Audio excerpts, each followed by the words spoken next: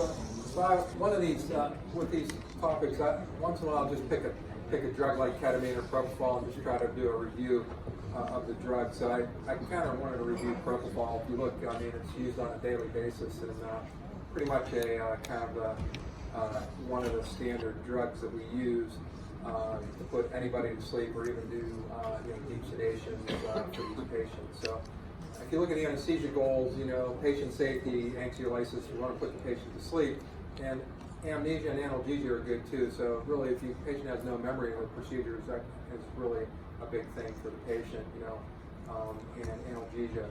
I don't know how many of you guys, occasionally do a case and then the patient will tell you, hey, at the end, I remembered a lot of that. And then you bring them back to the post-op and you ask them, what do you remember about do you remember anything? And they said, no, I don't remember. I just remember getting into the car or something like that. So even though they'll tell you immediately post-op, I remember that, when they get back, they don't remember what the nurse said. So with them dazzling, it works good.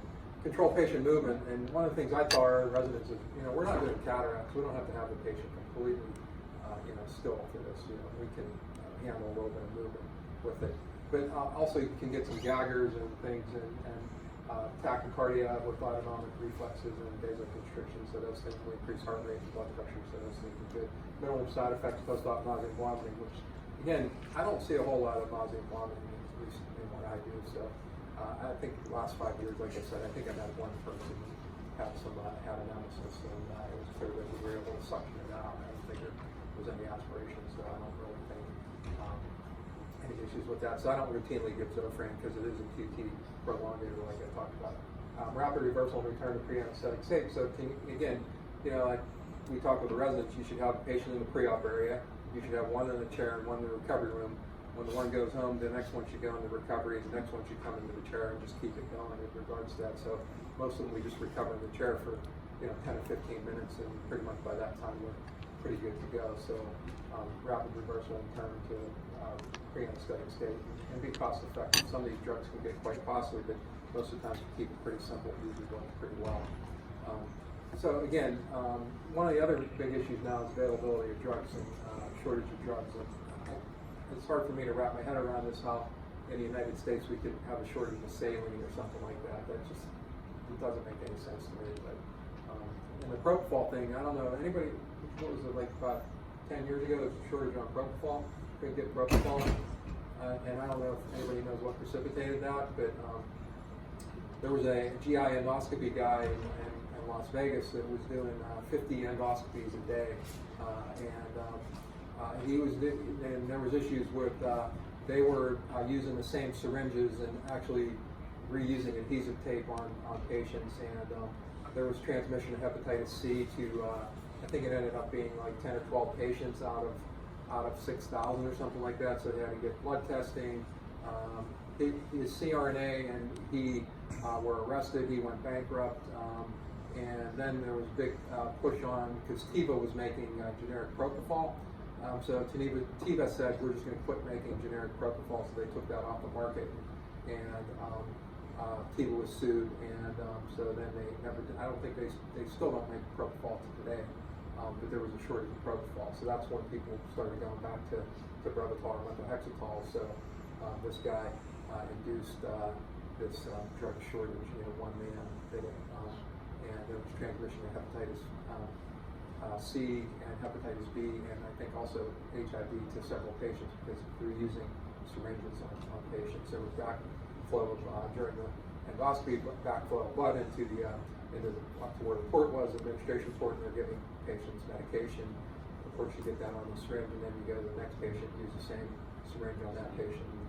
And I think they ended up having to test like 6,000 patients, and I think there were something like somewhere in the teens or 20s or something like that ended up with transmission of hepatitis C and HIV. So that's what caused the propofol shortage 10 years ago.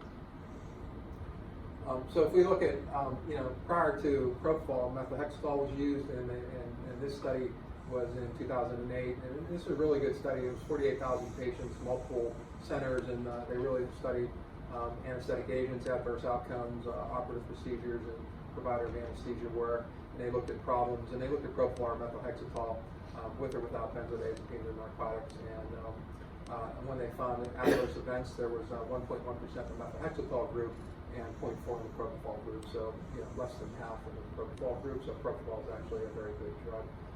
And 0.8% in the benzodiazepine narcotic control group. So propofol alone, relatively safe drug, very few problems with that. So one of the things I talk about too that saves us is really, especially in oral surgery, is that 93% of all MFS procedures are 60 minutes or less, and 60% are 30 minutes or less. So these procedures are relatively quick. So again, we're not providing most of the time a 4-hour anesthetic for these patients. And when you look, at most oral surgeons function as the operator anesthetist with that. So and 90% function both as the anesthetist and surgeon.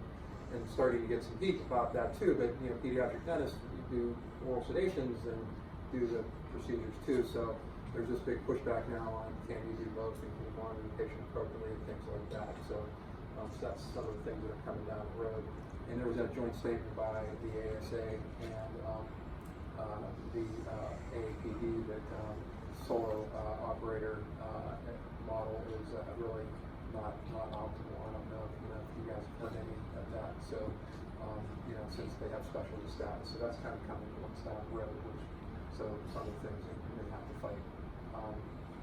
So there's no difference in number of patients with complications by either OMFS or non-OMFS anesthesia providers.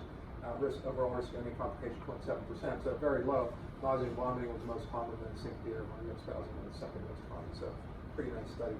This is Dr. John Glenn, and he's actually a veterinarian over in the UK, and he actually discovered propofol. He was looking for a drug to replace pentothal, and they came up. He was working for a company, ICP Pharmaceuticals, and then later was acquired by AstraZeneca, and they actually discovered propofol. So he won an award here. The veterinarian was honored with this Lester Crowley Clinical Medical Research Award. So I think the only second veterinarian to win this. So pretty impressive guys that he came up with propofol. They started using propofol in Britain, I think, in the UK in around '86, and I think we ended up using it here like 3 years later in '89. So thanks to him, we have a very usable anesthetic agent. So in 1989, propofol with that. Opioids pretty early. Haloperidol was used, as a major tranquilizer at one point, and then midazolam 85 was used, and propofol 89, and then now we're getting into dexmedetomidine in the year, 1999. So hopefully, some additional drugs will come out that they're talking about in the pipeline for IV sedation use. The timeline too, pretty interesting. 1800s, injection of a parenteral drug. Hexabarbital in 1932, which was Epivel, and then also in 32, thiopentol was synthesized and started to be used, and then hexabarbital in U.S. for oral surgery in 33. Then when you look at this, there was a guy, A.O. Hubble, and I'll talk about him in a minute. He completes anesthesia training and oral surgery training at the Mayo Clinic, and he modifies the thiopentol technique, plus uses nitrogen oxide oxygen. The Crow elevator in oral surgery, 1939, he starts to use thiopentol for oral surgery. And then these two guys end up giving courses on it in the 40s and 50s with that. There was also the Jorgensen, who came up with the Jorgensen technique. He was at Loma Linda, and he used multiple agents, pentobarbital, Demerol, and scopolamine for sedation. So he was kind of the first one to combine multiple agents in regards to doing IV sedation for patients with that. This is Hubble, Adrian Hubble, pretty interesting guy. Finished his training, I think, in 1939. And when you go back, I think 37, finished dental school, did training in oral surgery and anesthesiology at the Mayo Clinic, and finished in 1939. And he started doing these cases, set up an office in Long Beach, California, and during the course of his career, administered 300,000 thiopentol anesthetics. Seems almost pretty amazing that he did that. I think he come in for a single tooth, obviously he got a thiopentol anesthetic with it. And it's interesting that he had no issues of mortality with these 300,000 anesthetics. and he demonstrated his preoperative diagnostic human evidence by the fact that 3 patients he admitted for inpatient anesthetic succumbed during hospital procedures. So, pretty interesting guy. So, we can only hope for such good luck as he had, and good patient diagnostic skills, obviously, for this guy. When I was in my residency, there was a guy from the military, and he'd always talk about the Hubble bubble, using the Hubble bubble, and I didn't know what the hell he was talking about.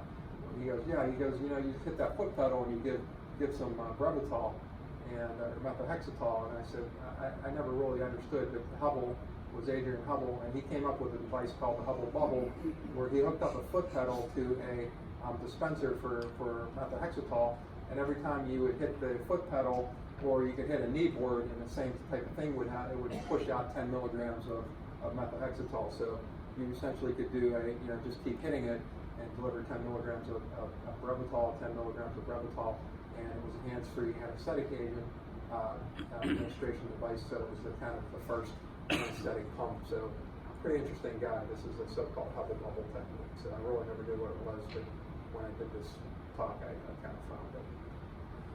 So in the '63, diazepam was introduced, and that started to be used for IV sedation, and then fentanyl in '70, ketamine in 1970.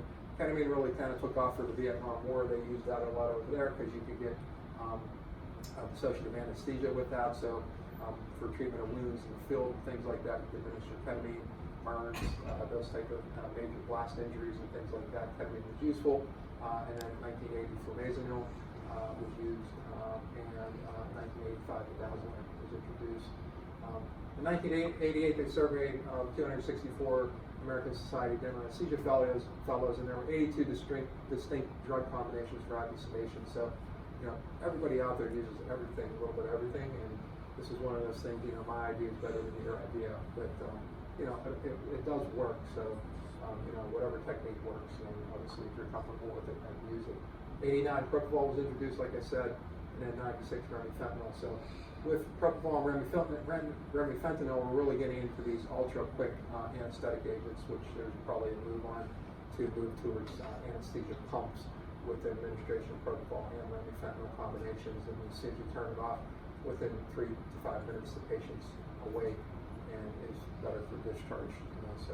And then 99 dexmedetomidine, the altitude agonists, they're altitude blockers. So with dexmedetomidine. So with that. So intermittent bolus or continuous infusion, which is better. Most short cases you can do intermittent bolus. Longer cases you're doing 4-hour implant. Maybe there's some benefits in using continuous infusion by pump. You have to have a good level of baseline sedation in either one. And these are really based on good local anesthesia. When we work with residents, sometimes you tell them, hey, instead of picking up additional propofol syringe, why don't you actually go back and check your local anesthetic sometimes, and that will help more than giving the patient additional propofol. So you have to have profound local for these to work. And occasionally, not all patients are manageable by deep sedation, general anesthesia with an open airway technique. Some patients are so-called refractory to deep sedation, general anesthesia. When I first started at the university, I used to go down to Montefiore. They have a dental clinic down there.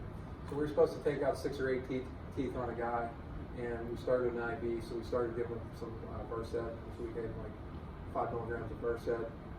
Didn't really seem too asleep. Gave him 100 of fentanyl.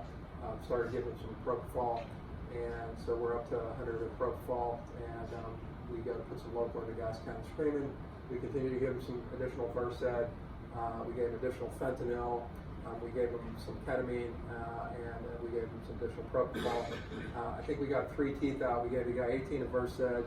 I think we gave him 150 of ketamine. I think he ended up getting 300 or 400 of propofol, and I think he got 300 of fentanyl.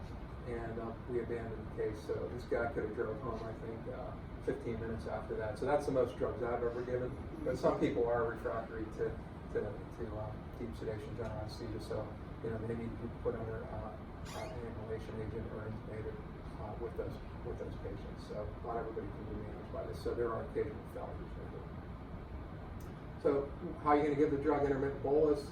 Where you get this increased dose, and then you get slowly as it's redistributed. or you can do an infusion, steady state infusion, where you have to, actually takes a little bit of time to get up to the therapeutic window with that, so you have to give it some time to actually work. Or you can do repeat boluses over a period of time, which one works better. So obviously with an infusion pump, you want to get to this therapeutic window and just keep the patient there. With repeat boluses, you have to kind of bolus the patient periodically with that. Same type of thing.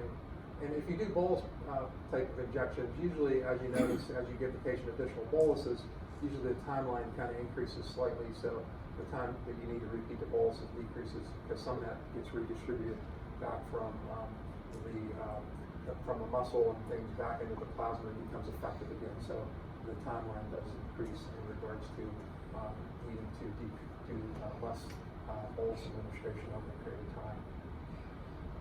So you have to have baseline sedation with benzodiazepines and narcotic, and then maintenance with addition of general anesthesia with methylhexatol, propofol, and ketamine, depending on what you want. So, and again, everybody has their preference. So it should have a rapid onset, similar metabolism. Most of these are broken down through the liver, and similar drug effect, cost effective, and based on drug availability and acceptable to the patient and provider. So we have propofol, methylhexatol. Pentols are not available any longer, and then ketamine, and then we have some other things like protomidate, dexmedetomidine. Anybody still using Propofol here? Yeah, it's interesting. People that use it like it. You can store it for a period of time. I know when we were residents, we used to keep it for roughly a month and just draw the same vial, which is a big no-no. But the pH of that's like 11, so it's easily stored. So there's some definite benefit to that versus using Propofol. Yes? I was just going to say, you were talking about lengthening the QT syndrome. Methylhexatol doesn't affect that QT. So the patient who has lengthened QT, Yeah. Some people really keyed into that. There's some literature called Credible Meds, and they have a list of like 1 million medications that will have effect on them. Yeah. Hexatol isn't one. Is not. Funny enough is that they have propofol listed as one that you shouldn't give. Prolongs QT. Yeah. And so that's a good medication to be used in that type of situation if you know someone that has prolonged QT syndrome. We've also seen some people, especially being a university, where you see some people that have theoretic allergies to eggs or anaphylaxis to eggs, and then the question comes up, which I'll address in this lecture: should you give them propofol? And we've used methylhexatol on those patients too, so that's kind of nice for that too. It's also something you should maybe get used to using in case you had to use it or something. So we try to do occasionally, a couple times. Yeah. I'll even on like an induction dose, which is the double, I'll do like 30 propofol, 30 Brevitol. It's fairly smooth. It cuts down on the Brevitol shades. We're not using that for what. Yeah. We find it that we've used it for years, and mine is really nice. Yeah. If you're used to using it, you know how to use it. You know what to expect, and it works fine. I don't think there's anything wrong with it. It's just, I think it's pretty expensive though, isn't it now? Yeah. Yeah. So now you can get a vial of propofol, I think, for $3-4 or something like that. So, but you can't store it. I know they don't recommend it. They actually, if you read the package insert, they recommend keep using it for 1 day and getting rid of it. But I know when we were residents, we put it in a refrigerator. We stored that for like 2-3 weeks at a time. So never had any issues with it. pH is like 11, so it was certainly workable. But everything, it's interesting. That's what I'm saying. So there's all these different drug combinations. Whatever works, if it works for you, certainly use it. It is out there. So if you look at it, these are methylhexatol, ultra short, 1 to 2 milligrams per kilogram. Elimination half-life 3 hours. Phase 1 metabolism, propofol short acting, 1.5 to 2.5 milligram per kilogram.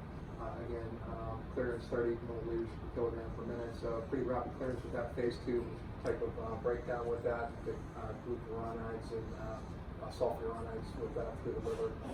So again, but it's still out there, 1% solution and short duration with it, little accumulation of fat, 40 seconds quick onset with it. So works well.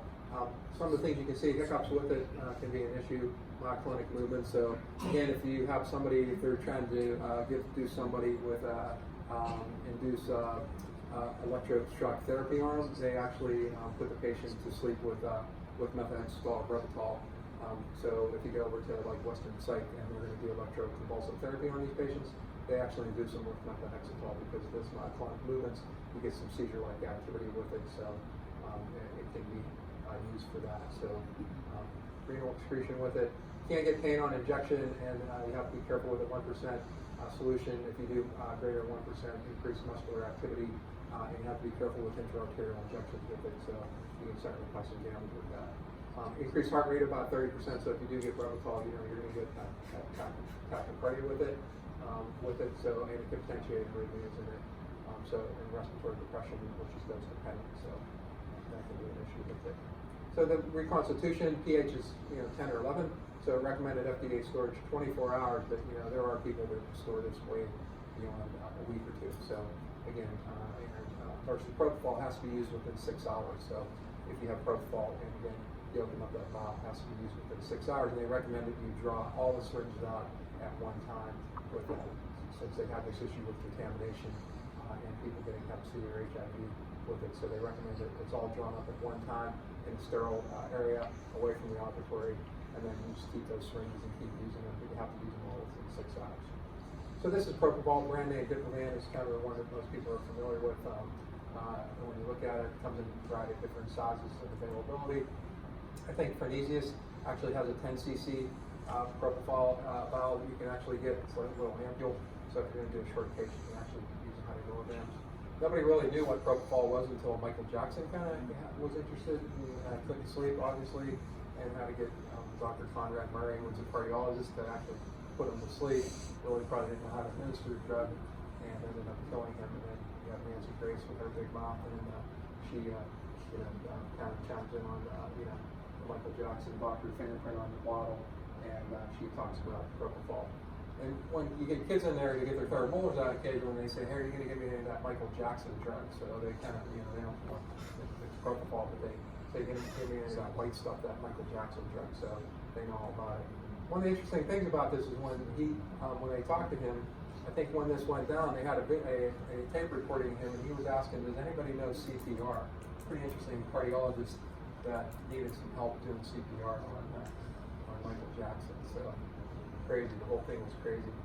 And I never fully understood this, and I was talking to Ed one day, and I said, "Why would anybody take Propofol, and abuse it?" And Ed said, "If you did to the kids what he did, Michael Jackson did, you need Propofol to go to sleep too." So it kind of makes sense. If you look for this, what is the number one reported reason for Propofol abuse? Insomnia is one, anxiety, euphoria. And if you look at it, there's obviously a steep learning curve, because when you use your first dose of Propofol, about 20% of these patients end up needing medical care, whether it be by paramedics or down to the ER. So they're obviously overdosing themselves. They don't really know if they lose their airway, they're going to die with that. And over a period of time, about 70% end up with needing to go get some type of medical treatment with the use of Propofol. So again, steep learning curve with that drug. And again, if you're using it for recreational type of injection, certainly you could have bad results with that.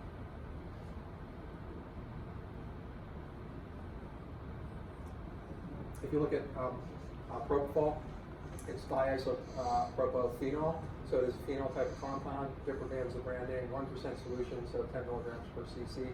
It's very water insoluble with it, so that's why it has to be put in that oil water emulsion, liquid emulsion with it. And it has very high lipophilic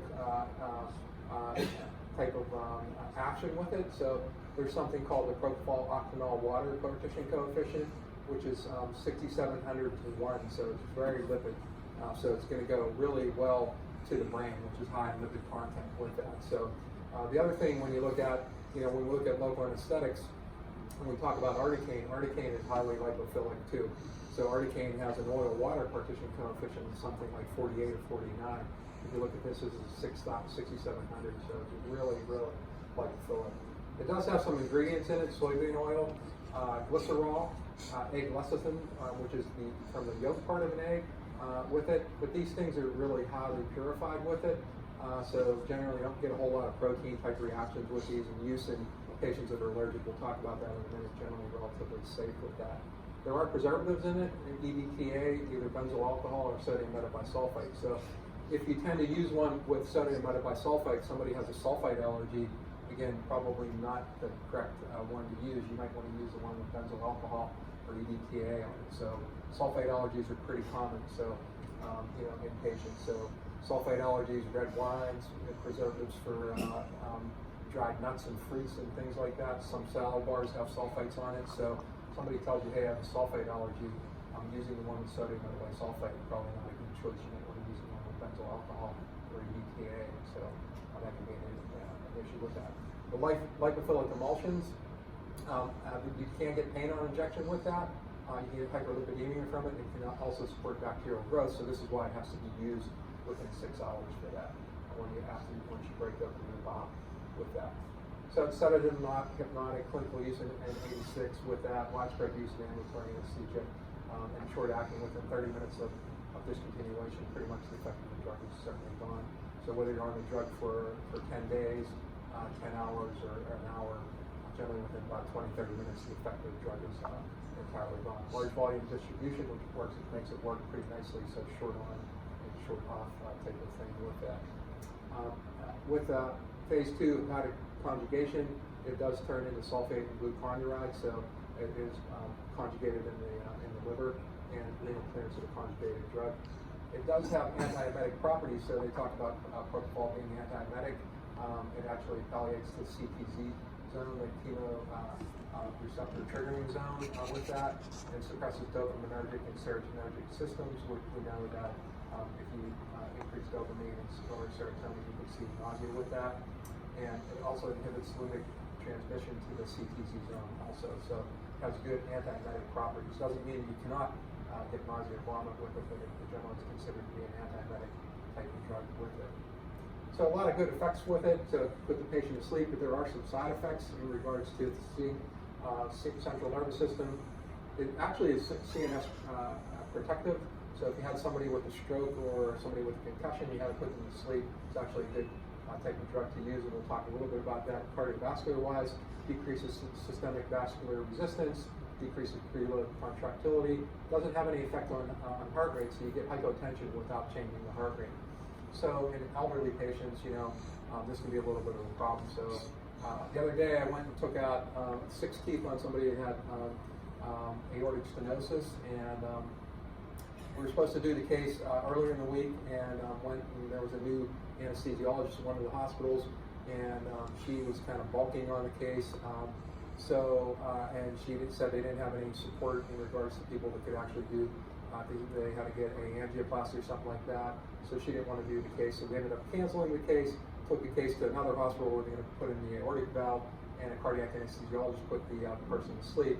And the lady was 80 years old and had this aortic stenosis. So to induce her, I was kind of curious to see what they were going to use, whether they were going to use etomidate or use propofol. Actually, they gave 50 milligrams of propofol, but she followed it up with some phenylephrine, so to keep the heart rate up, or keep the blood pressure up, so without increasing the heart rate. So it was interesting that she did give propofol to induce the patient, but actually gave immediately after the propofol some phenylephrine to keep the blood pressure up. So you can see this, especially in elderly patients, with that. Decreased hypoxic and hypocapnic respiratory drive with that. So again, you have to be able to rescue ventilate somebody if they end up with their airway issues or breathing or hypoxia with it. It does decrease upper airway reflexes. So there have been cases where you don't have to get muscle relaxants. You can actually just intubate patients with large doses of propofol. So you can't sometimes use it for intubation if you're trying to avoid muscle relaxation in patients with that. Doesn't have any active metabolites, hepatic and extrahepatic metabolism. Brian talked about that yesterday, that if you, when they went back and looked at people, they looked at blood flow to the liver, hepatic blood flow, and the breakdown of this exceeded hepatic blood flow rates. So they figured that some of this is possibly even metabolized in the kidney, lungs, or possibly even in the brain. So there are extrahepatic metabolism sites with that. So that's why this is sometimes broken down a little bit quicker than what you would expect with that. no cumulative effects like pentothal or methotrexate with it. You can get pain on injection of the dorsal hand vein, so you're better off to go to the antecubital if you can, and follow it up with fluid bolus. You can also preemptively give lidocaine into the vein and include the vein for a period of time, and then take your finger off and let the lidocaine flow through the vein, so it kind of numps the vein up with that. You'll complain of less pain on injection with that. It is that lipid emulsion with it, and again, it has 10% soy oil, 2.25 glycerol, and 1.2% purified A phosphatide on it. It does support bacterial growth, and again, you have to use it within 6 hours if you're using a vial. If you're hanging the large one you can hang in an ICU, they can leave that up to 12 hours. So, but if you're using multiple, if you're drawing out a vial multiple times, you have to use that within 6 hours. But in an ICU, if they hang a large vial that for sedation, you can leave that valve connected for up to 12 hours. It does modulate the inhibitory function of GABA, so it does work through GABA receptors, but there's also some new thinking that it does, it has effect on neural transmission with membrane type of things, which we'll talk about in a minute with it. First order pharmacokinetics eliminated per unit time with that. 3-compartment model, generally plasma goes into the muscle and then slow coagulation back. Some of it goes into fat too, very little. With that rapid redistribution, similar to barbiturates, from vessel-rich tissue to muscle and then to fat, and then it will reach its way back out. But if you turn it off within 20-30 minutes, if you're on even a 10-day infusion, that person will be awake generally within 20-30 minutes. Rapid metabolic clearance with it, and fast onset and short duration, which makes it very nice to get with it. Effects usually within about 40 seconds once you inject it with that. Redistribution time 2 to 4 minutes. Redistribution half-life 30 to 60 minutes, and elimination half-life somewhere 3 to 12 hours. It's not affected by gender, hepatic cirrhosis, or renal failure with that. And if you do administer other drugs, it can bind to some of the proteins, so it will increase the amount of circulating free propofol in the bloodstream, which increases that. If we look, why does it work so well? Because it's rapid uptake by the vessel-rich group, which is the heart, the liver, the kidney, and the brain, which is 10% of the body mass, but gets 75% of the cardiac blood flow with it. And then some of that will eventually go into muscle, which is 50% of the blood mass, gets about 20% of the cardiac output. And then a small amount will go to fat, which is 20% of the body mass, and gets about 5% of the blood flow with that. So you can see that, again, it goes rapidly to where it needs to go, which is really the brain. It has that high lipophilic type of action with it. So, you give a massive dose of propofol, it goes into the bloodstream, rapidly transferred within a minute to 2 to 4 minutes within the vessel-rich group into the bloodstream and into the brain, from the bloodstream to the brain, and then some will go to the muscle group, and then very little goes to fat with that. This is what Ryan talks about yesterday, context-sensitive biological half-time.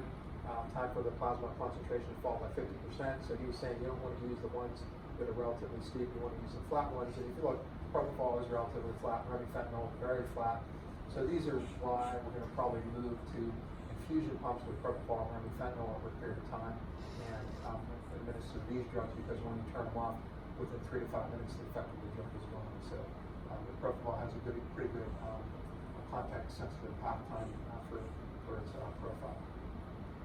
So this is what I was talking about. So if you do a propofol infusion, time to awakening, so 10-day infusion, 10-hour infusion, or a 1-hour infusion, you can see somewhere in the 15, probably to 30-minute range, that patient's going to wake, whether you infuse it for 1 hour, 10 hours, or 10 days.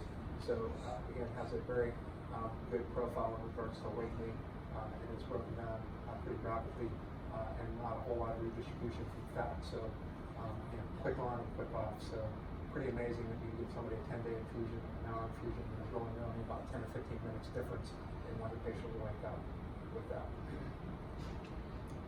So you get rapid hypnosis and sedation and amnesia with it. It does induce the beta subunit of the GABA A receptor in the brain. Inhibits acetylcholine release in the hippocampus, and we know acetylcholine is an excitatory neurotransmitter. There's also some inhibition of the NMDA receptors with it. And it synergistically works with barbiturates, benzodiazepine, and opioids, so you have to be careful to combine it with other medications when you do that.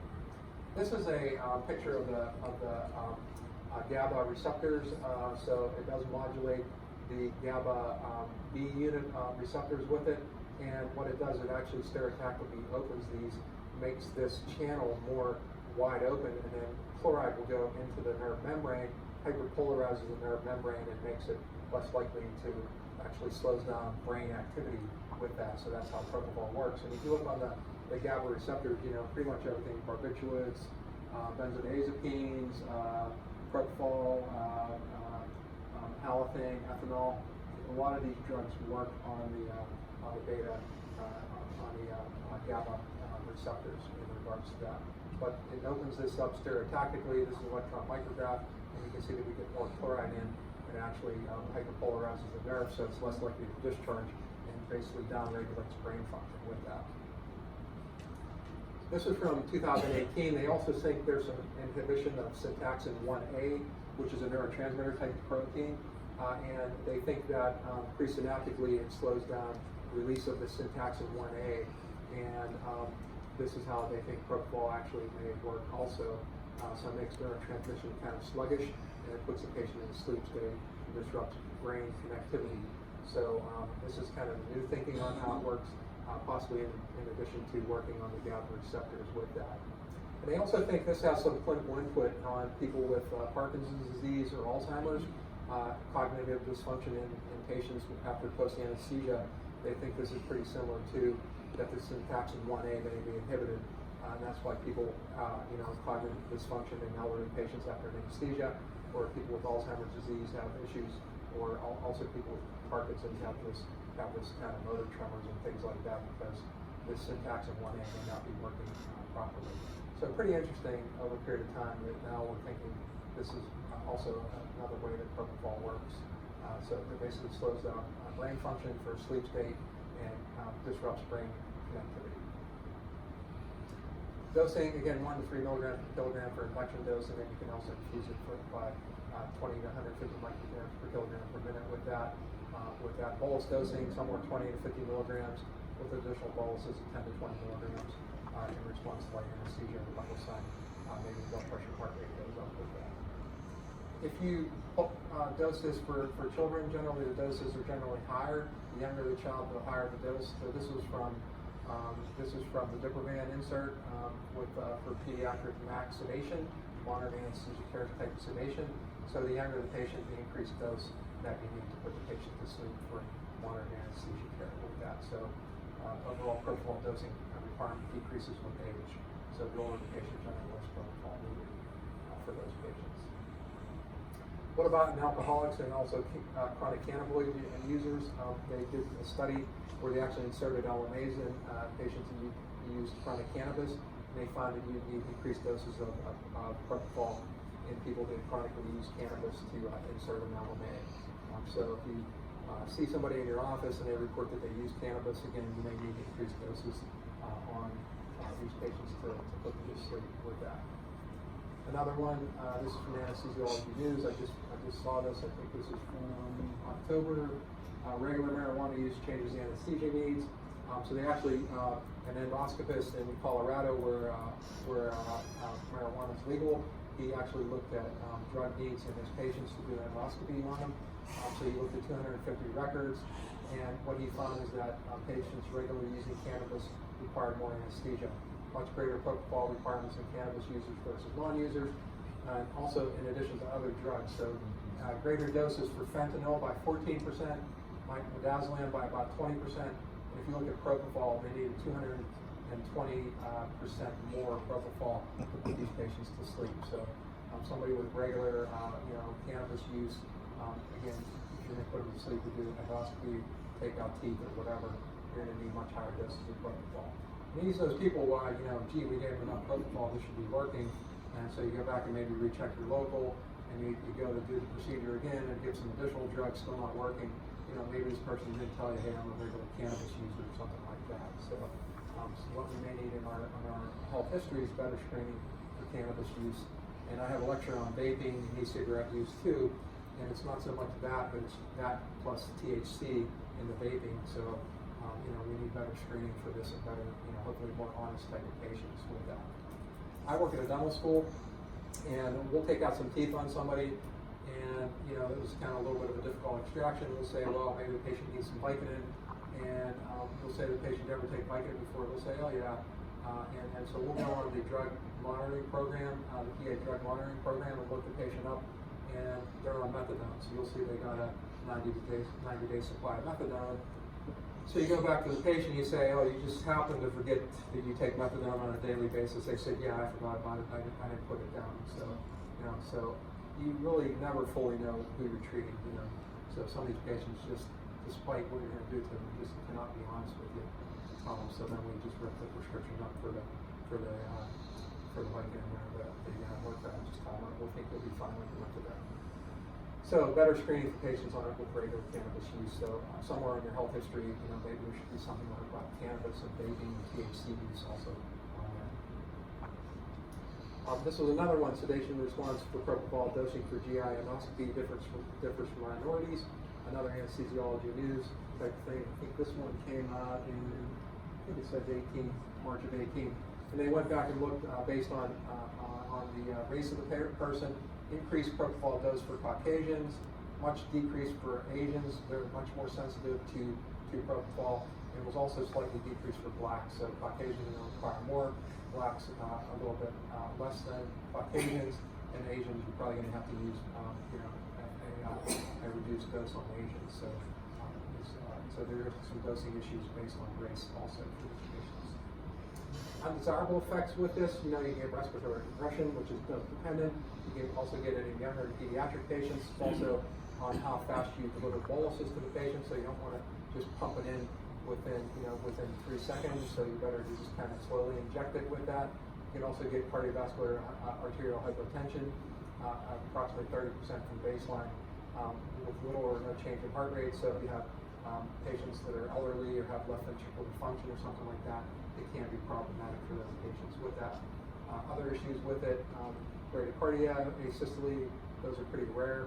And you can see that in pediatric patients with fentanyl was co-administered with those pediatric patients in addition to propofol. Increased muscle tone or activities, you can get this myoclonus type of activity with it. Rare allergies or anaphylaxis to propofol, relatively safe, even injecting patients with multiple food allergies, and we'll talk about that in a minute. Intraarterial injections with propofol, generally no local tissue effects with that, so much better than hexapol or Propofol in respect to that. Propofol hypotension we talked to get, especially in elderly or hypovolemic patients, or decreased left ventricular function, have to be careful with that. So generally, induction dose is a 1 milligram per kilogram, pretty rare to get hypotension with that. So you have to be careful in these elderly patients or people with hypovolemic patients or left ventricular function, maybe trauma patients or something like that, or not really careful with that. Propofol neurologic effects, it does decrease intracranial pressure. It may lower central perfusion pressure, and it has generally some of the things you can see, prolonged non-response to abnormal movements with that. You can get excitatory phenomenon in about 14% of patients, and you can get a larger percent in pediatric patients with that. They can get this jerking or twisting or these myoclonus type of things with the administration of propofol with that. And there is something called propofol-related seizure-like phenomena, so we'll talk about that in a minute too.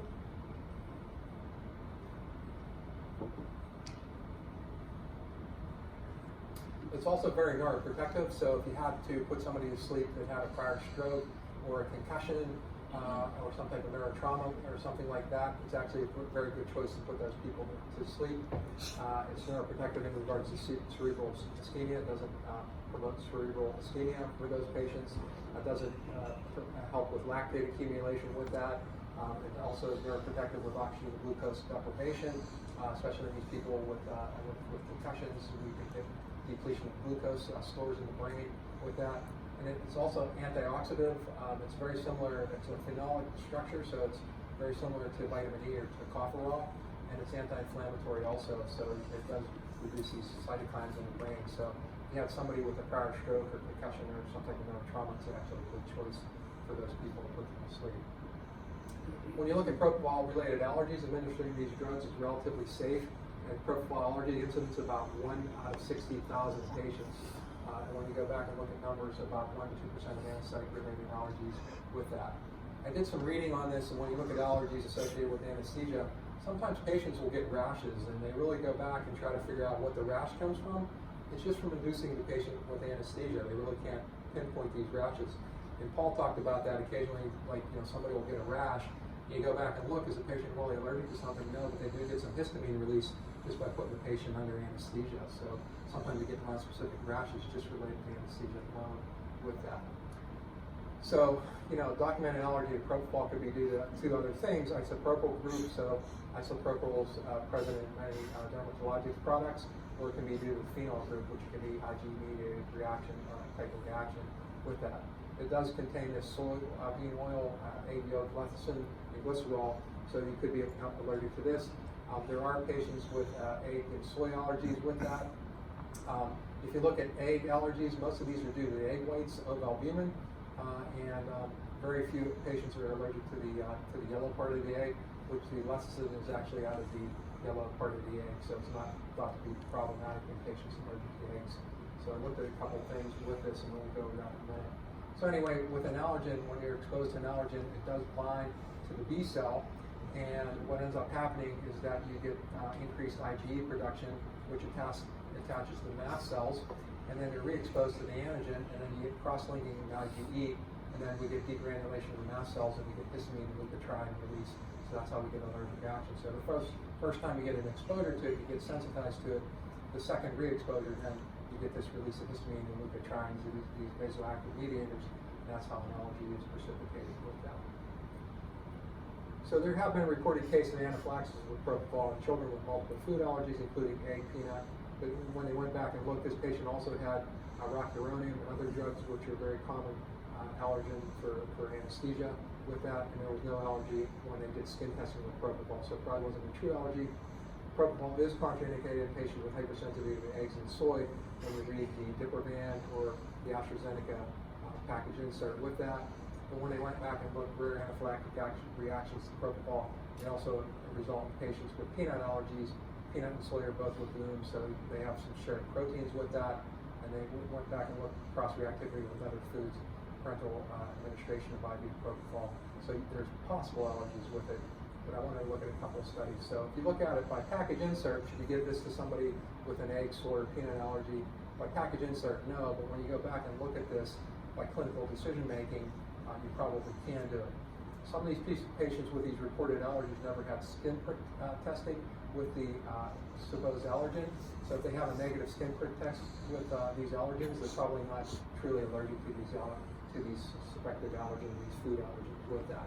So you can theoretically give it to them. So it's up to the discretion of the anesthetist with that. The other thing you have to remember, there's other induction agents. So if somebody has a true allergy to propofol, which is documented, you can use barbiturates, or you can use inhalation agents and breathe it down. Or you can propofol, which is actually a different type of propofol. When we look at perioperative anaphylaxis, a lot of these muscle relaxants, generally the most common type of thing. Latex, again, hopefully this has been eliminated from our practices. We shouldn't use any type of latex. When you go back and look, hypnotics about 3.7%, antibiotics about 8%. So propofol, generally relatively low chance of reaction with that. Muscle relaxants have the highest type of reaction with that, and then antibiotics second with that. So this is outlining patients that are allergic to anesthetic-related drugs.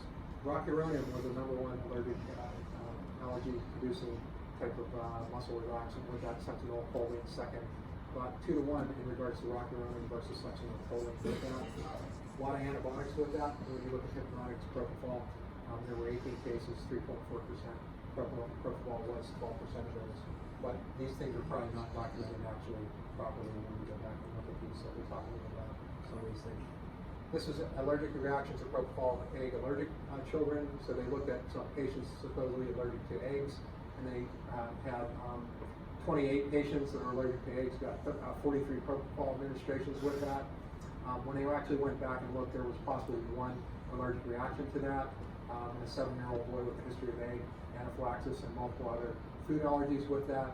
The skin prick testing was positive in that patient. There were no other egg allergic child reactivity to propofol with that. So this says propofol was frequently administered to egg allergic children. Propofol is likely to be safe in the majority of egg allergic children who do not have a history of egg anaphylaxis. So if you didn't have anaphylaxis to eggs, you could probably do that. So again, I like the word probably. So that doesn't completely make sure that it's actually safe. But I went and looked for additional articles on that, and there was another one in 2014, safety of propofol use in patients with food allergies. So they actually went back and looked at patients that got endoscopy in New York, and that case reported of propofol with associated allergic reactions to cross-reactivity to food allergens. So they looked at patients with egg, soy, and peanut allergies and confirmed these allergies with IgE titers. So these patients were definitely allergic to these foods, and they received propofol for endoscopy. They went back and they looked at 653 cases where they got propofol, total 160 patients with one or more food allergies. And 31 of these patients actually, of these 160, actually have history of anaphylaxis with that. And they were all confirmed by skin prick testing or IgE drop when they drew blood on the patient with that. When they went back and looked, peanut allergy was the most common, egg allergy was second, soy allergy pretty rare with that. There were no reported reaction to propofol in any of the above patients. So one of the other things they found is a lot of these patients were so-called atopic, and I actually had to go back and look up what's atopy mean. It's actually genetic predisposition to an allergy or allergic type of responses with these patients. A lot of these other patients had things like asthma, allergic rhinitis, or other atopic disease like dermatitis or things like that. And none of these patients actually developed any type of reaction to administration of propofol. So no reported reaction to propofol in any of our patients with that. And they felt that propofol use is relatively safe in these patients and cannot, if the patient has a food allergy, that doesn't 100% make sure that it will guarantee the patient will have an allergic reaction to propofol. This one was pretty recent, 2019, propofol use in children with allergies to egg, peanut, soybean, or other legumes. So they actually went back and looked at that. Peanut and soybeans are legumes, so they looked at these type of allergies in patients with that. So when they went back, they looked at these patients with confirmed allergies. They analyzed general anesthesia with propofol administration. There were 304 food allergic patients, 649 procedures with propofol administration with that. Again, majority were peanut allergies, lesser egg allergies, and then some with soybean and legume allergies with that. And they compared this to 892 allergy-free patients exposed to propofol. When they went back and looked, there was really only one mild allergic reaction in a food allergic patient exposed to propofol, but he had a previous history of intralipid allergy. So when they went back and looked at that person, they thought it was possibly due to the carrier, which was intralipid, and not actually due to the propofol itself. There were some allergic type reactions, but when we actually went back and looked, they attributed these to other type of drugs that the patient received in regards to that, and did not attribute it to a propofol. So conclusion, genuine serious allergic reaction to propofol is rare and not reliably predicted by history of food allergies. So again, somebody comes in and say, I'm allergic to eggs, can I use propofol? I'm allergic to peanuts or whatever. Most likely you can use it on these patients. So if you look at the numbers, about 1 out of every 60,000 possible true allergy to propofol. So those numbers are pretty high. Propofol by injection pain, is it important to patients? So they did this study in anesthesiology, and when they actually looked, there was some concern about propofol injection pain for patients. Number one was pain with the procedure. Number two would be vomiting, like Brian talked about. A lot of patients really hate vomiting. Not so much nausea, but certainly vomiting. So vomiting pretty high, certainly pain very high. When they went back and looked also, there was some concern about propofol injection pain in some of these patients. So again, 5.6 was on the scale. 10 would be completely normal, so somewhere mid-range with that. So that was even higher than intravenous puncture pain. So starting an IV didn't bother the person as much as giving them propofol by injection through a vein. So what are some of the things they came up with to prevent that? Really what you should try to do is avoid using hand veins in the patient. You can also use lidocaine with venous occlusion, so you can pre-medicate the patient in the vein. You can inject lidocaine in the vein and occlude the vein, hold it in there, and then release it over a period of time, and that actually decreases propofol related pain for the patient. They looked at the optimal dose to do the lidocaine infusion and holding the vein for a period of time. You use 40 milligrams of lidocaine, you get about a 50% reduction in pain. So we know cardiol lidocaine is about 36 milligrams, so if you do use this, you have to be careful you don't overdose the patient with lidocaine too. And the other thing would be using the anacubal fossa versus using the hand veins to get benefit from the next thing. So there's sometimes that can bother patients. Propofol infusions, especially long term, you can get some issues with metabolic acidosis greater than 24 hours. You need this propofol related infusion syndrome. It's pretty rare, but possibly fatal, predominantly in children. You can see it with patients that have some pre-existing disease, like hepatomegaly, some type of metabolic disorders, cardiac failure. You can get metabolic acidosis, hyperkalemia with it. You can get EKG changes with that, especially trauma type of patients. So acute neurotype of trauma, traumatic brain injuries, concussions, or any inflammation or septic type of patients, or patients on steroids or catecholamines. Probably do not want to infuse propofol in these patients. So one of the interesting things, so it doesn't have to be with a greater than 24-hour infusion. They actually went back and looked. There have been cases of infusions up to 3 or 4 hours where these patients can show this metabolic acidosis, hyperkalemia, EKG changes, rhabdomyolysis, and things like that. So there have been cases where the person got an infusion up to 3 or 4 hours. So somebody's getting a 4 or 5 hour all-on-4 implant or something like that, sinus lifts or something like that, certainly could be possible, but again, certainly not likely. So short-term high-dose infusions with surgical anesthesia, certainly possible, but probably not likely. Things that you see with this propofol-related infusion syndrome: cardiac failure, pulmonary edema, widening the QRS complex, bradycardia. You can get asystole from it, hypotension, acute kidney injury, rhabdomyolysis, probably the breakdown of the muscle products caused acute kidney injury, metabolic acidosis, hyperkalemia, and you can get elevated liver enzymes from it. So certainly can be fatal in certain populations, so have to be aware of that, especially somebody getting propofol for more than 24 hours.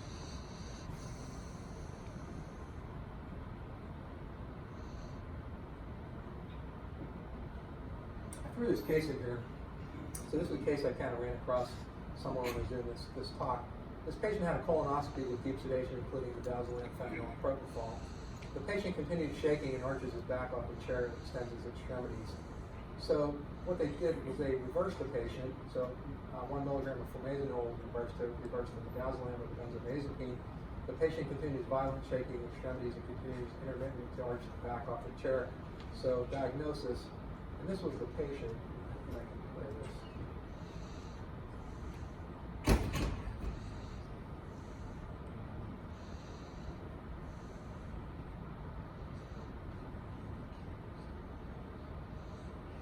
Sound on. So this kid got an endoscopy, and this kid's reacting like this. So you can see he has these uncontrolled movements. Then the physician comes in and talks to him and asks him to kind of can you keep your arm still, can you raise your arm? And he can respond to commands, so he's awake, but he has this kind of movement and he can't control it. So you can see they have the bed rails padded so he doesn't injure himself. Ask him to lift his leg, he can do that. So kind of a crazy type reaction with this. So this is that kind of muscular hyperactivity that you can get with propofol. So you can get this episiotomus with that. So so they gave the patient additional propofol bolus of 20 milligrams, which stopped the seizure-like activity. About 6 to 8 minutes after the bolus dosing, it resumed again. So then they gave the patient additional midazolam. The seizure-like activity stopped on this patient. So they really weren't sure. The patient was transported to the emergency room. Tentative diagnosis: epileptic seizure disorder in the patient. But probably wasn't that. Probably propofol seizure-like reactivity phenomenon in patients. I have another one I'll show you here.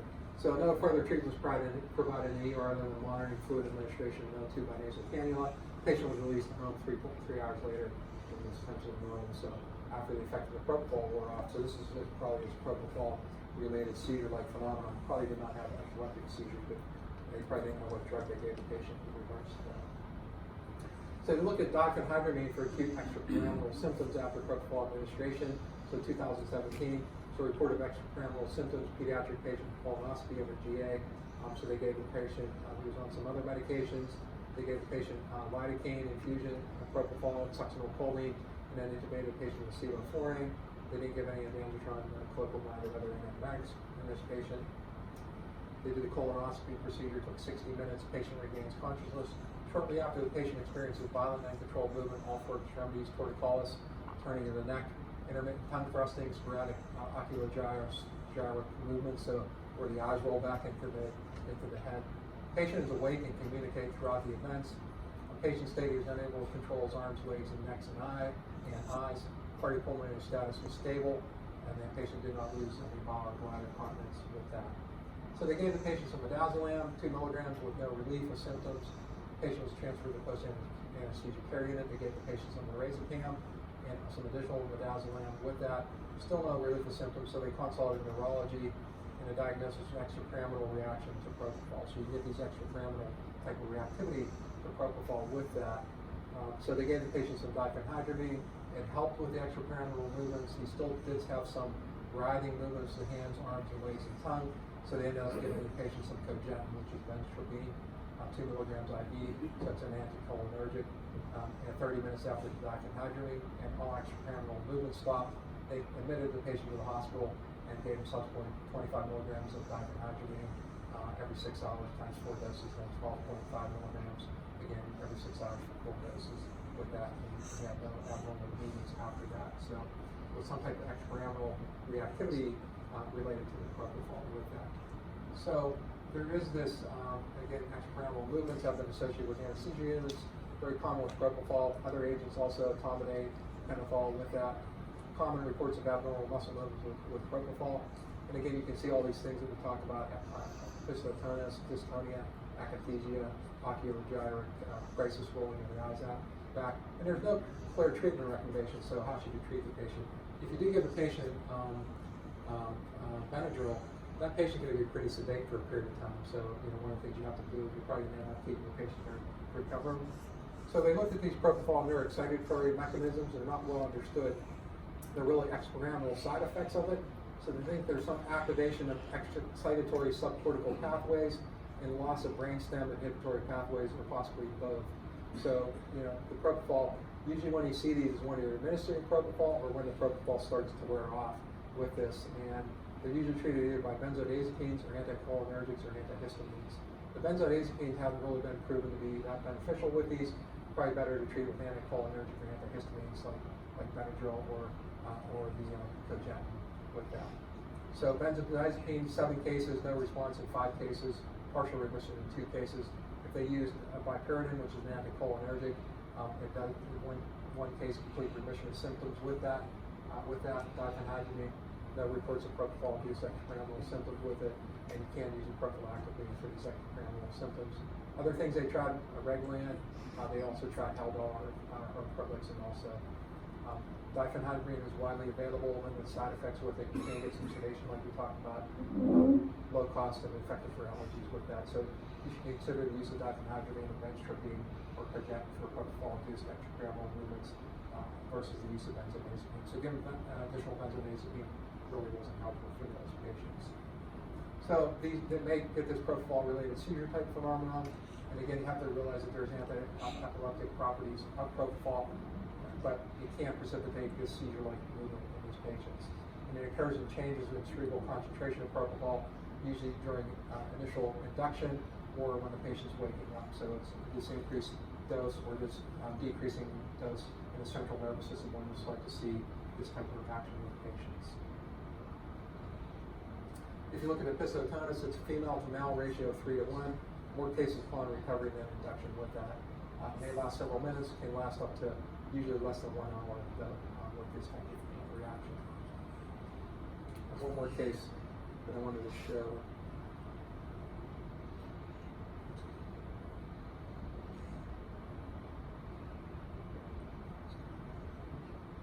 I wish I had sound on this, but let's see if I can put that.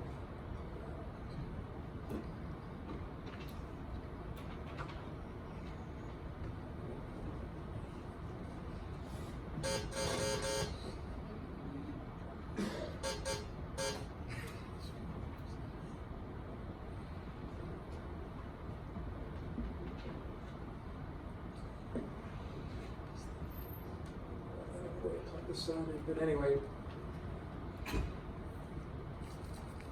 try this one more time. This girl's waking up after she got her wisdom teeth out. Kind of a similar type of situation. So you can see she's kind of writhing around. Her mother's telling her, to lay back, and then she's telling her to lay back, and she smacks her mother. And then, has anybody seen this? I've seen it a lot of times. And I ask the residents, what do you think this is? And they say, I think the patient's cold. And their mother asks you, why is your leg shaking? Are you cold? She says no.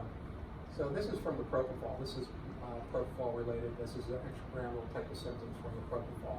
So once the level of propofol slowly goes back to normal, the effectiveness kind of slowly wears off. So I've seen this numerous times. Well, I never knew what it was. I thought the same thing. The patient may be cold, cover up with a blanket, and still continues. And sometimes they do it enough that they'll actually shake the chair. You can hear the chair shaking, and then it'll slowly over a period of time, kind of go out of it. So just one of those things you can see was that muscular hyperactivity. So cogentin or diphenhydramine probably the better choice in regards to treat this. And there may be lots of propofol in patients with epilepsy or seizure-related disorders or other drugs to put to sleep. So when you give propofol, what's the best way to give it? By bolus or infusion pump? There's really no hard and fast thing. If you do use an infusion pump, again, you have more equipment to set up with that. It takes longer to set it up. Intermittent bolus is pretty simple to do. Can be done on a daily basis. You don't have to worry about infusion pumps. There's a lifespan of infusion pump 5 to 7 years. Brian talked a little bit about this. If you do infusion pumps, $1,500 to $4,000 range. This Baxter Infusor, this is not a smart pump. And these ones are this Infusor or Infusimed from I don't know who makes it, but this is actually a smart pump. You really want to try to use smart pumps. So anybody know the difference? What he talked about at smart pumps. When you program this, it double checks your calculations and actually do you want to actually administer the drug. With this Baxter Infusor, you can just turn the dial and you can start infusing, so there's no double check in regards to that. So you always have to worry if you use a Baxter Infusor and had an adverse outcome, a sharp attorney is going to ask you, how do you know your pump was working, to check the calculation range and things like that. So, something to think about. So you definitely want to try to use a smart pump with that. The other thing is that there is variation in pumps. 1% flow accuracy with the pump itself, and when you put a syringe in there, it's about a 3% flow accuracy differentiation with it. And you think 3% not a really big deal, but with pediatric patients or elderly patients, there might be some issues with that. But we're sedating those patients possibly. There should be a formal maintenance if you have any type of pump with that. So, and again, so you have to have some type of pump maintenance with it. It has to be documented.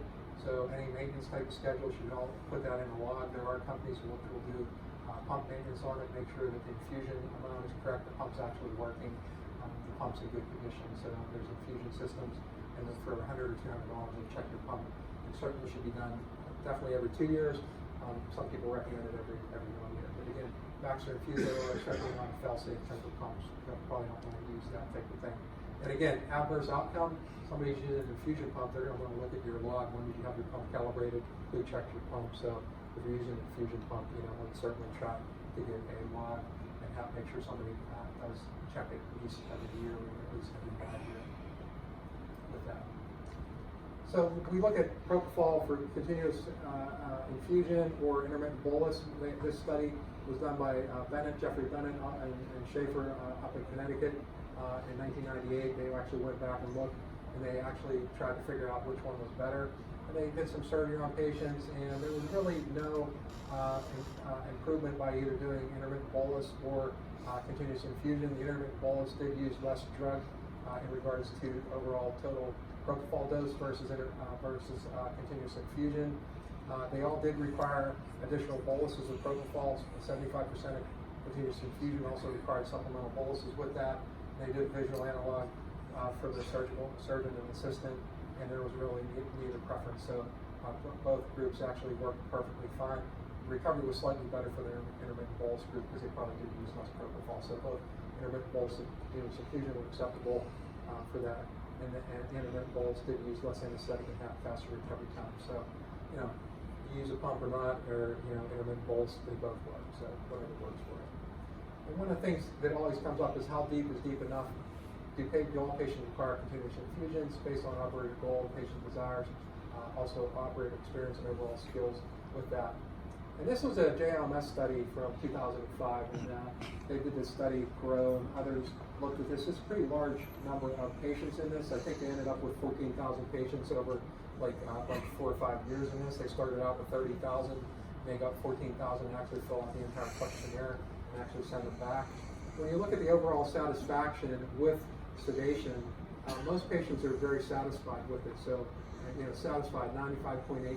They were pretty stringent with the criteria when they went back and looked at this. If somebody had an issue with parking or with the front desk people, they actually put them in on the unsatisfied thing, which really didn't have anything to do with the anesthesia of it itself, but they were really trying to make this really pretty valid.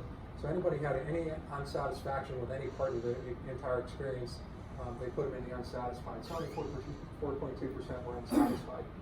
And what they really looked at was local anesthesia, narcotic plus benzodiazepine, and they looked at that plus or minus methotrexate, propofol, or ketamine, and they also looked at that plus nitrous. So when they went back and looked at local anesthesia, narcotic, and benzodiazepine, 96.4% satisfaction rate. When they actually went back and looked at local, narcotic, benzodiazepine plus methotrexate, propofol, or ketamine, the actually satisfaction rate went down slightly, which is kind of interesting. So the deeper they had the patient, for whatever reason, satisfaction actually went down slightly. When they looked at both of these and added nitrous with no methotrexate, propofol, and then added nitrous, or when they used methotrexate, propofol, and added nitrous, the satisfaction rate was actually the same, but the satisfaction rate actually did go up a little bit slightly with the use of nitrous. So bottom line with this is pretty much you can do whatever you want. 95.8% of patients were satisfied with deep sedation GA. So there's really not a whole lot of room for improvement unless you fire your front desk staff or something like that. They're ignorant of your patient, or kind of antagonize your patient, have better parking maybe. But prediction of dissatisfaction, age less than 10, that's pretty much a given. Any kid, you're going to do any kind of procedure on them. Hey Johnny, were you happy about this? I think it's going to be an automatic no. So age less than 10. Vomiting during recovery, surgeon didn't like that.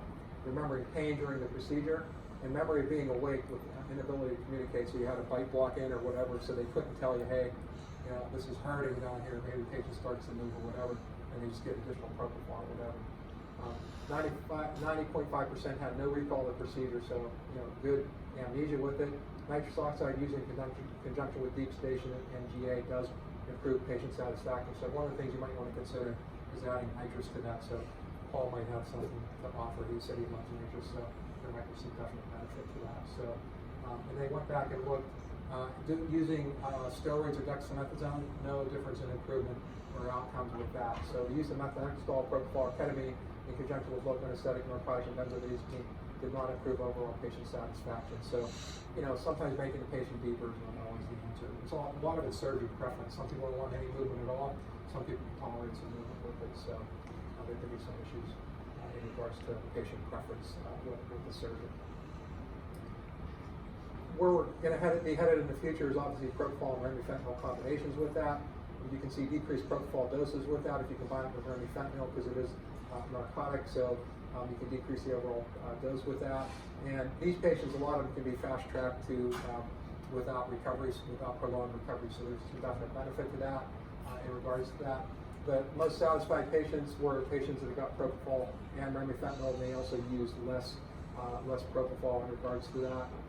So if you look at their overall propofol dose, group 2 used actually less overall propofol. This was propofol alone, so they used higher doses of propofol. And then this is group 3, they used propofol and fentanyl. So propofol and remifentanil actually used less propofol and had the most satisfaction in regards to that. So propofol and remifentanil infusion is probably in the future. I think your mic is up. Your mic is up.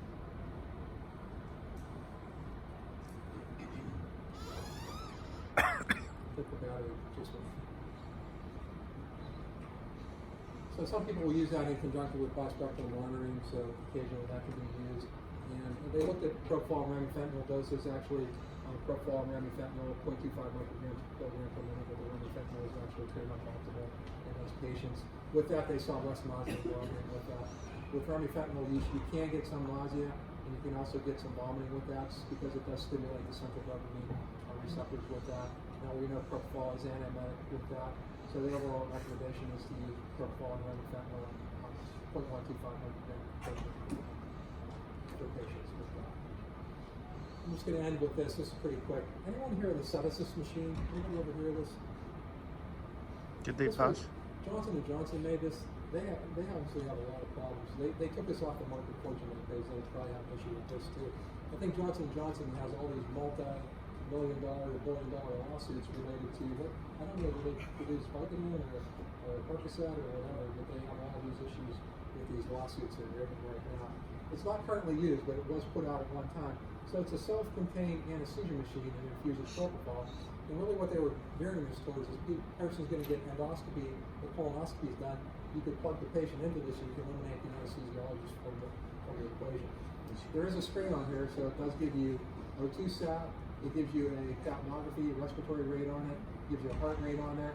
And there's also a thing where you can really put commands to the patient to squeeze this handheld kind of control, and it'll kind of measure how hard you're squeezing it. So pretty interesting thing. Talks about the you can up or down the propofol infusion, tells you how much propofol you have left. So pretty interesting. This is the nasal piece that goes on the patient. Also has an earbud. It'll tell the patient that, hey, it'll wake the patient up and make a noise and tell them to take a deep breath. So it'll stimulate the patient to take a deep breath. So it has O2 cannula here. So it actually kind of measures the respiratory rate and the CO2 on the patient. And if the patient seems to be obstructed or something like that, it'll actually tell the patient to take a deep breath or actually to move the patient. So kind of pretty interesting. It makes a noise in your ear if you get too sleepy. So pretty interesting with that. So the sedation device could replace doctors. So, I don't know if anybody ever saw this. There was a South Park on there, and they were talking about finding a cure for AIDS, and they had Magic Johnson on there on a cartoon, and they went to his house and were touring around, and they went into his bedroom, and they saw money stacked up, and they said, pretty impressive, what do you have all that money in there? He said, well, I sleep with that. At night, he was getting an IV infusion of money, so that's why he responded very well to antiretroviral medication too. So then they were grinding up money and trying to give it to other kids with AIDS. So it's kind of interesting when you see it in the cartoon. But anyway. Good. So they gave it approval in 2013, and then they ceased production in 2016. So second only patient safety is with that. So it's game over for the red one intended to replace an anesthesiologist. So kind of interesting. So unfortunately, they probably got rid of that Johnson & Johnson. Doesn't need additional lawsuits with that. But if you look at propofol, again, most used sedative hypnotic agent, effective and reliable, cost effective, readily available. There is neuroprotection, so if you want to put somebody to sleep with brain injury, concussion, something like that. So again, it's not unheard of. A lot of these people come in with head trauma or facial trauma, facial fractures. They have to be put under anesthesia. Certainly we wanted to use propofol because it is neuroprotective, decreases inflammation in the brain, decreases response to hypoglycemia and hypoxia and things like that. It is antiemetic to some degree. Allergy is extremely rare, especially even in those patients with food allergies. Unless they had skin prick testing, you can probably use it on egg or soy allergic type of patients with that. Some drawbacks, you can get pain on injection. You can't store it more than 6 hours. And if you do use a bowel, you have to drop all the swings to one time and use those within 6 hours. You can't get that muscle hyperactivity, and you get hypotension and large rapid doses with that. So probably what we're looking for in the future is using this in combination with fentanyl, and so future continued use for dehydration for inpatient and outpatient procedures. So it's a really pretty good drug. So it's pretty amazing to get that. Certainly kind of game changer for us. So thanks to that, that really actually found in this book.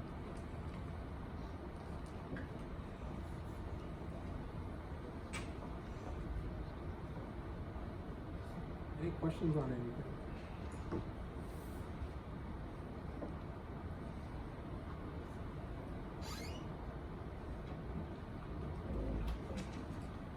Lunch won't be until 12:30, so we'll start up and down. So,